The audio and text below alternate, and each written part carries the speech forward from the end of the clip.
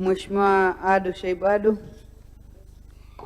Mheshimiwa Mwenyekiti, nikiri kwamba kinachoendelea ni fumbo la kisiasa katika siasa za Bunge la Jamhuri ya Muungano wa Tanzania, ambapo mbunge wa upinzani ninasimama kumuuliza swali naibu waziri ambaye naye anatoka katika upinzani, mtu ambaye siku chache zilizopita alikuwa kikanuni anahesabika kuwa ni mbunge wa 12 katika kambi ya walio wachache. Kwa hiyo ni fumbo ambalo litapaswa kuendelea kutafakaliwa katika siasa zetu. Swali langu dogo moja la nyongeza. Swali dogo la nyongeza. Kwa kuwa kinachoitwa fao la kukosa ajira alitoi manufaa yote ambayo yalikuwa yanapatikana katika fao la kujitoa.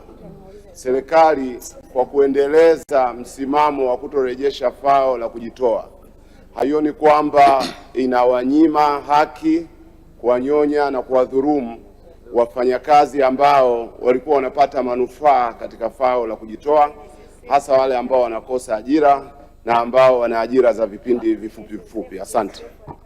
Majibu Mheshimiwa Waziri. Asante Mheshimiwa Mwenyekiti. Kama nilivyojibu kwenye swali langu la msingi lakini pia Mheshimiwa Mwenyekiti, baada ya kusikiliza maoni ya wadau mbalimbali na kwa usikivu wake uliotukuka, uweledi na uelewa mkubwa alionao Mheshimiwa Waziri wa Nchi, Ofisi ya Waziri Mkuu, Kazi, Ajira na Mahusiano, mwaka jana mwezi wa 12 alisaini kanuni ambapo kama mwajiriwa anapoteza ajira anaweza kuchukua mafao yake ya jumla ndani ya siku 90. Hii ni kwa mkupuo na hii ni Special Unemployment Lump Sum. Kanuni hii aliisaini na nikwambie ukweli Mheshimiwa Mwenyekiti, ili suala lilipokelewa kwa nderemo na vifijo na shangwe kubwa kwa wadau wetu wote wa mfuko huu. Naomba kuwasilisha. Nakushukuru sana Mheshimiwa Waziri kwa majibu hayo. Mheshimiwa Mbunge, tunaendelea na Mheshimiwa Ofisi ya Waziri Mkuu TAMISEMI huyo Mheshimiwa Douglas Didas Masaburi. Asante sana kwa swali hilo. Tunaendelea na Mheshimiwa Douglas Didas Masaburi.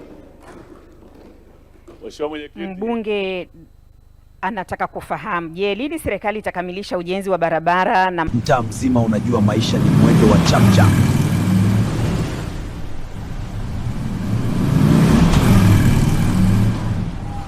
Mtaa mzima unajua maisha ni mwendo wa chapchap.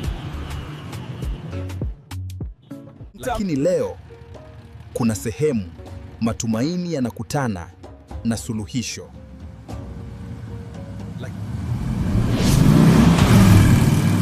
Kwa nini unahangaika? Njoo wezesha Mzawa Microfinance. Punguza stress, ongeza maendeleo.